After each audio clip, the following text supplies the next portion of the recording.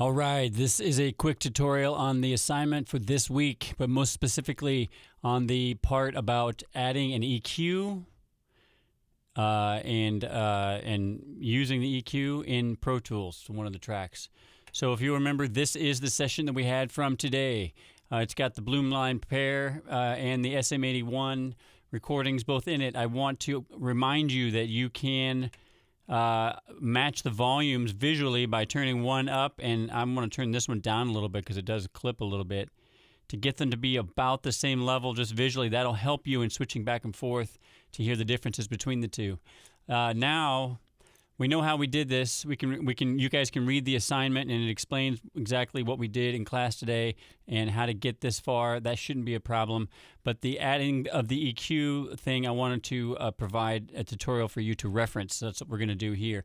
Also, I put a couple of really cool videos on the assignment page in the assignment document that for EQ that you would want to check out to learn all about how EQ works, what all the different aspects are, and how it works to create an awesome mix, how it allows, it's a tool that allows you to get all of your sounds to work together in order to create a mix that is cohesive.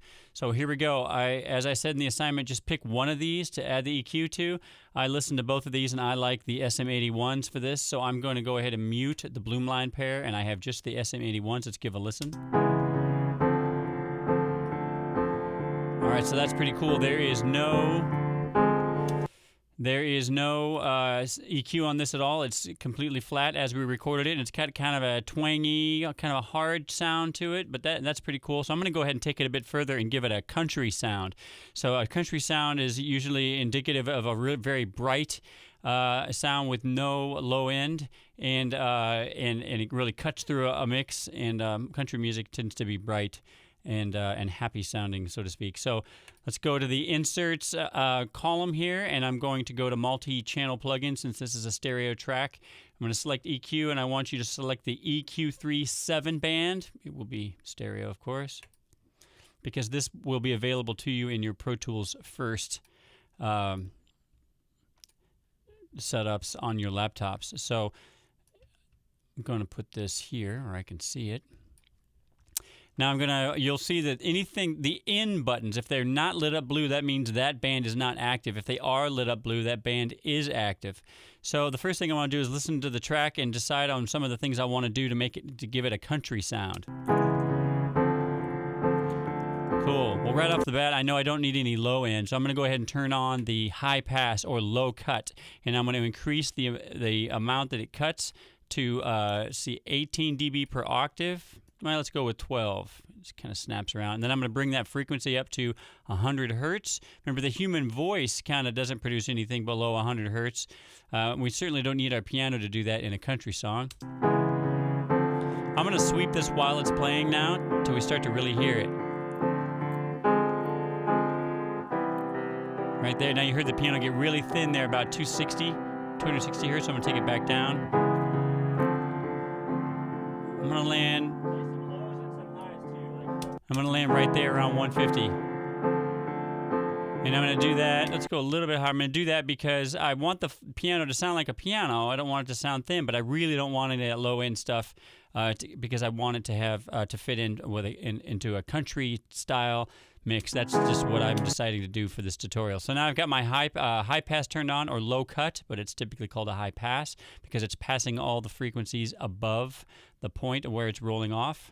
So now I need to brighten this thing up. So I'm going to go ahead and grab this. I'm going to bring this frequency point down to 5K, right around that. There's around 5 kilohertz. And I'm going to make sure it's set to a shelf, and I'm going to push it. And listen. And you see as I push it, it gets brighter. I push it a lot to make it really stand out.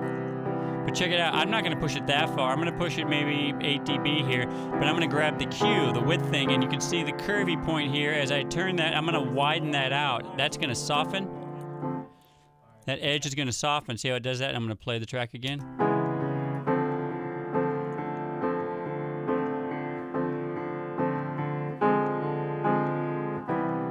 Now, obviously, what that does is bring up more of this lower high frequency and eases in the boost, the shelving boost to the highs rather than having the hard jump right there. I want that because I really want these upper mids or lower high areas to be more present, as well as have the highs really, really bright. Now let's listen again. Cool. Now I need to take out that upper boxy mid-range, that I need to carve that out to make it sound thin for country. So I'm just going to grab one of the dots. I'm going to grab the yellow dot since I'm not using that.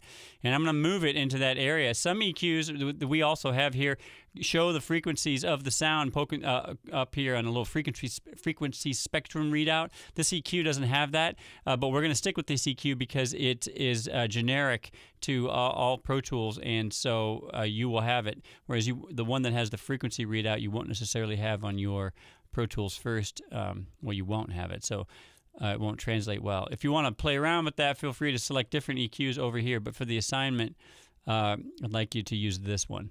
All right, so now I'm going to grab this yellow dot, and I'm going to guess around 500 is the mid-range frequency I want to carve out. But remember, as I spoke about in class today, to hear the frequency, you can push it up a little bit, boost it in order to hear it, and then cut. Once you found the frequency you want, cut it to the amount that you want. So let's boost this.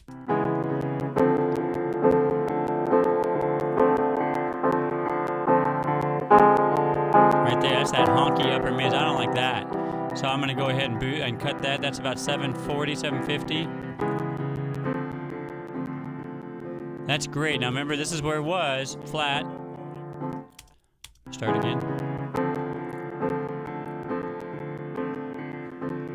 I'm going to take that out. It really thins out the piano.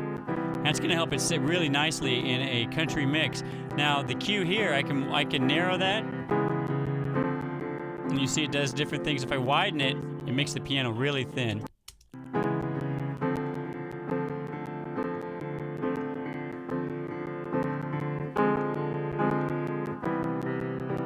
I could even narrow it like that, but then cut it some more.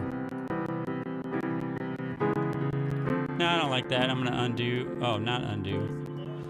I can't. You can't undo on this plugin. So let's put that back. I like that at a -6, -7, and my wider Q was better. So let's check out what I ended up with. I think I'm going to go with the original Q point of like 1.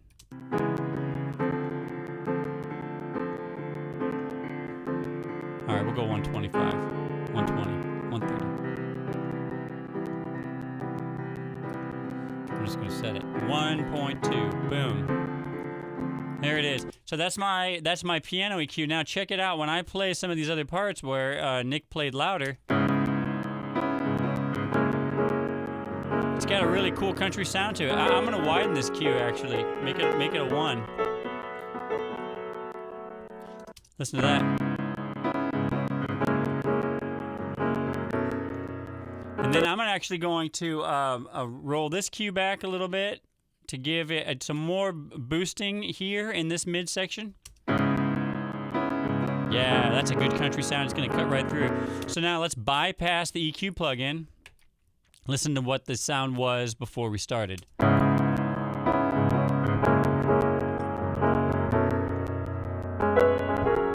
And now with the EQ on.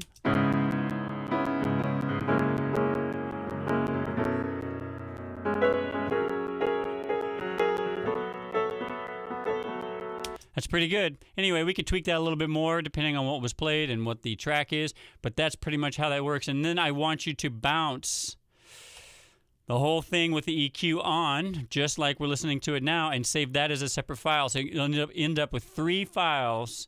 We'll bounce that one in there, and we're gonna call that SM81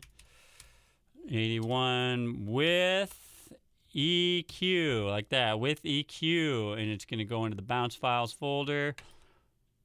Okay, it's going to be an MP3. Boom. And then what we'll see here in the folder, we have what Alexa had in there already. I did not change any of that. I copied the session, just so you know. But I have got the Bloomline pair, the SM81s, and then the SM81 with EQ. Those 3 files what we want to end up with. And your pictures. All right, that's it. We'll see you all later.